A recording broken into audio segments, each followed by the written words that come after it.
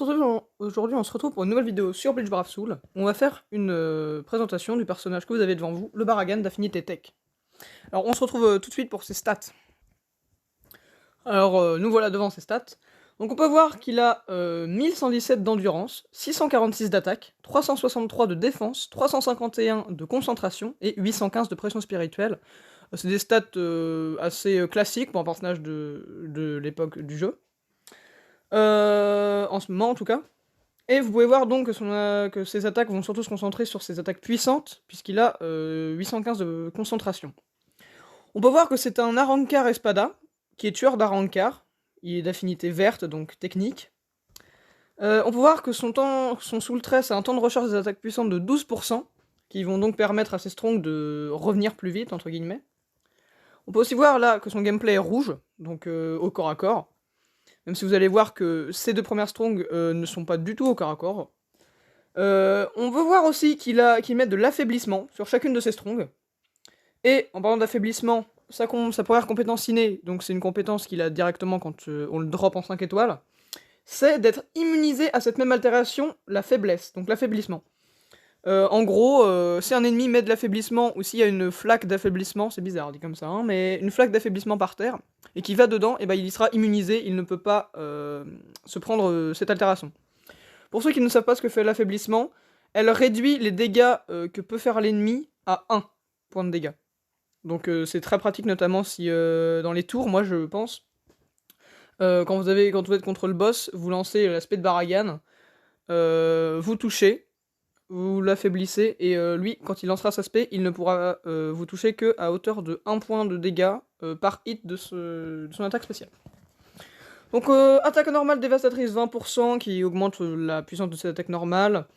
Attaque puissante dévastatrice pareil, donc c'est pour les strong, donc tout ce que vous avez à côté du gros bouton, à gauche du bouton. Attaque spéciale renforcée, donc ça c'est pour son attaque spéciale, donc l'attaque violette, comme vous le voyez, pardon. Attaque puissante rapide, donc c'est son soul trait.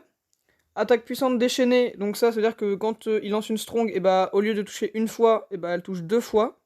Donc ce qui multiplie le nombre de hits par 2. Malédiction plus 5%, ce qui fait que son altération dure 5 secondes de plus que s'il la mettait normalement, ce qui dure 7 secondes il me semble, si je me trompe pas.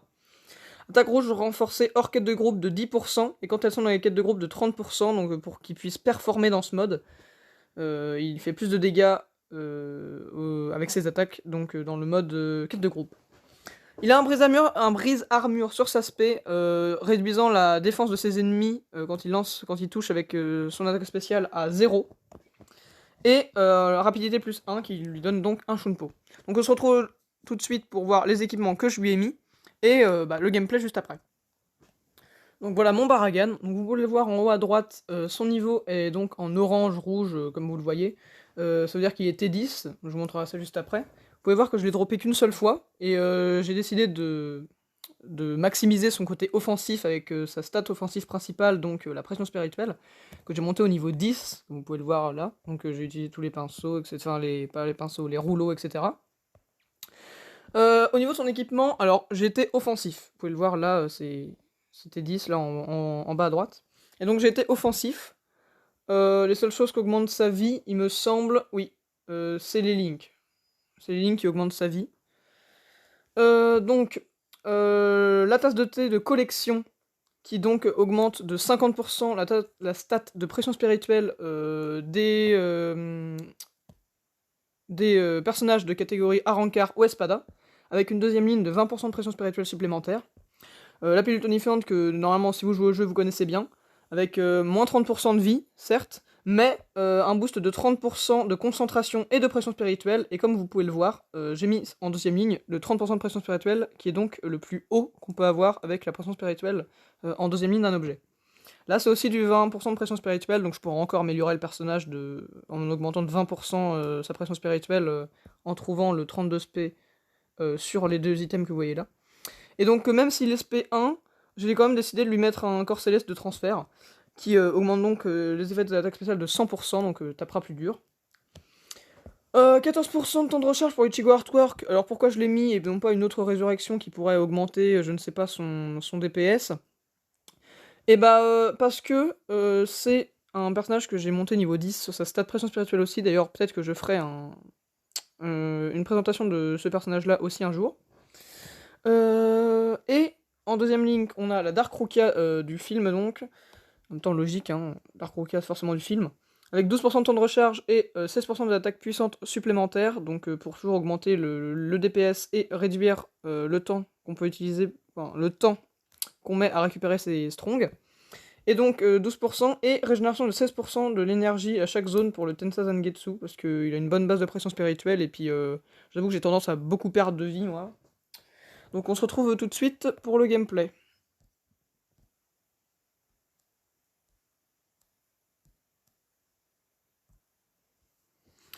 Donc nous voilà, en espace de transmission.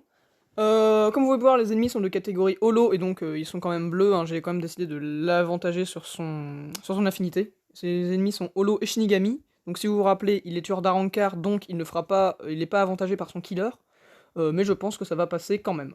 Donc bah, on va voir le gameplay tout de suite. Donc c'est parti, donc pour commencer, son auto-combo, avec une bonne portée et une bonne vitesse d'exécution, qui se termine par une AOE, comme vous pouvez le voir sur le 4ème coup, qui agit tout autour du personnage. Ensuite, en Strong 1, on veut toucher les ennemis sûrement, mais c'est un gros tir en avant tout droit, qui va très très très loin. Ensuite, en Strong 2, on a une grosse attaque en cône, donc aussi une attaque à distance, c'est ça que je vous disais tout à l'heure. Une grosse attaque en cône, comme pour ceux qui connaissent le Yamamoto Guerre Sanglante, ça Strong 2 aussi. Donc ça Strong 3, vous l'avez vu, c'est un full screen, donc une attaque qui touche tout l'écran, avec ces 3 fractions, certains de ces fractions, qui donc agit sur tout l'écran et peut mettre de l'affaiblissement aussi, comme vous pouvez le voir, tout met de l'affaiblissement, à hauteur de, avec une chance de 2% par coup, de mettre de l'affaiblissement. Donc là on est en train de faire la run, hein, tranquillement. Vous voyez que les ennemis, malgré qu'ils ne soient pas de type Arankar, ne résistent pas beaucoup, hein. Ça c'est le niveau 10 de transcendance sur la pression spirituelle, qui en fait beaucoup, faut pas se le cacher, parce que pour l'instant on affaiblit très peu. Pour l'instant juste on tape, quoi. Vous voyez, là je me suis fait toucher. Sur ça j'ai tendance à facilement me faire toucher, moi. Donc c'est pour ça que j'ai pris en général, si je peux, hein, j'essaie toujours de maximiser mes dégâts, donc, mais si je peux, j'essaie quand même de prendre quelque chose pour me redonner de la vie pendant les parties. On va pas tarder à arriver au boss, donc comme ça je vais pouvoir vous montrer sa spé.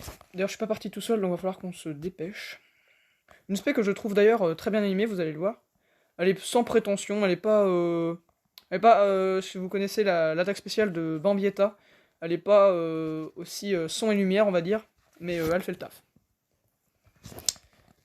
Elle fait le taf. Regardez, on est au boss, on est avec un E-Watch, donc on va se rapprocher, et voici l'attaque spéciale.